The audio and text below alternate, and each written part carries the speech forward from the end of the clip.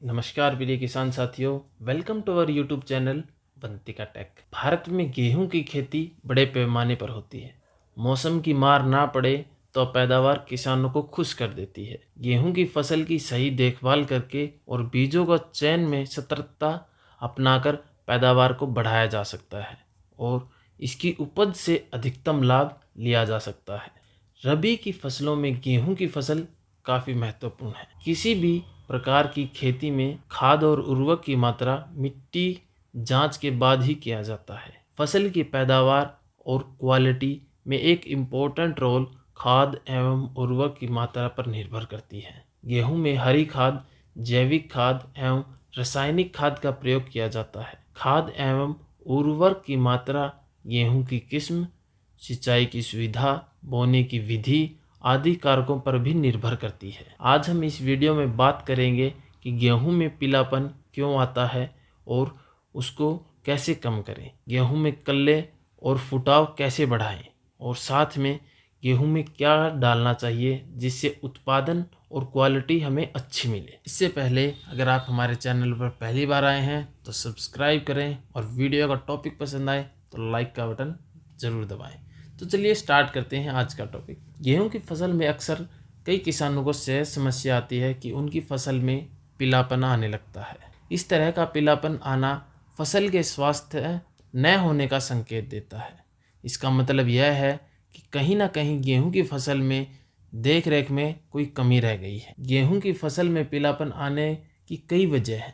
पहली चीज़, कई बार क्या होता है जब हम छींटा यानी कि जो ब्रॉडकास्टिंग मेथड से गेहूं लगाते हैं तो उस समय उसमें पाटा लगाया जाता है जिससे गेहूं पर मिट्टी ज़्यादा गिर जाती है और गेहूं तो पूरी निकल जाती है, लेकिन जब हम पहली सिंचाई करते हैं तो उसके बाद गेहूं पीली पड़नी स्टार्ट हो जाती है और समझ में नहीं आता है कि ये कैसे होगा। दूसरा है, यूरिया की कमी से भी गेहूं के अंदर पीलापन दिखाई देता है। इसके अलावा अगर किसान अपने गेहूं की फसल में जिंक का इस्तेमाल नहीं करते तो इसकी वजह से ऐसा हो सकता है। इसके साथ ही फसल में इसका इस्तेमाल नहीं किया गया तो इसके फसल का जो विकास है वो एक समान नहीं हो पाता है, जिसमें पौधे छोटे रह जाते हैं और साथ ही पत्तियों पर भी इसका प्रभाव पड़ता है। पत्तियां पीली पड़ने लगती है, कुछ समय बाद ये पत्तियां पीली होकर गहरे भूरे रंग में बदल जाती है, जिसे बुआई के बाद प्रथम व द्वितीय सिंचाई देने के तुरंत बाद छिड़क देना चाहिए। गेहूं की फसल में जस्ते यानी कि जिंक की कमी भी महसूस की जा रही है। इसके लिए जिंक सल्फेट 25 किलोग्राम मात्रा प्रति हेक्टेयर की दर से भूमि में बुआई से पूर्व देनी चाहिए, लेकिन इससे पहले जो मिट्टी है उसकी जांच अवश्य करवानी चाहिए। जिंक की कमी अगर आपको खेत में अभी दिखाई दे रही है तो जिंक की कमी को बुआई के बाद किसान साथी कम कर सकते हैं। जिंक की कमी हो तो बुआई के समय या खड़ी फसल में 20 से 25 किलोग्राम प्रति हेक्टेयर की दर से जिंक सल्फेट का छिड़काव किया जा सकता है, या फिर 1 किलो जिंक सल्फेट या जो फिर कई जगह पर फेरस सल्फेट भी मिलता है जिसमें आयरन होता है, उसके साथ 2 किलो यूरिया 150 लीटर पानी में मिलाकर इसका घोल बनाकर आप छिड़काव कर सकते हैं। इससे आपकी गेहूं की फसल में जो पीलापन की समस्या है वो दूर हो जाएगी और एकदम हरी भरी स्वच्छ आपकी जो फसल है वो दिखेगी और साथ में कल्ले भी बढ़ेंगे।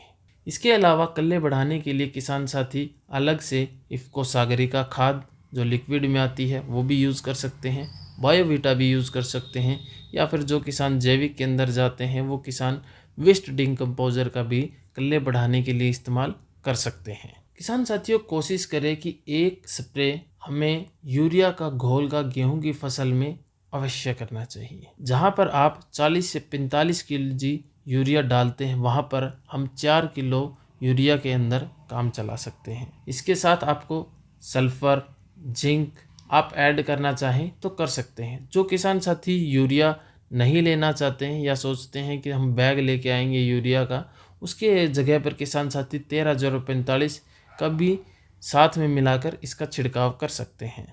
अगर आप ये कर देंगे तो आपकी फसल में 5 से 7 दिन के अंदर अलग ही रफ्तार और कलर देगी और कल्ले भी बहुत सारे निकलेंगे, जिसमें आने वाले समय में जो दाना है वो भी मोटा और चमकीला बनेगा।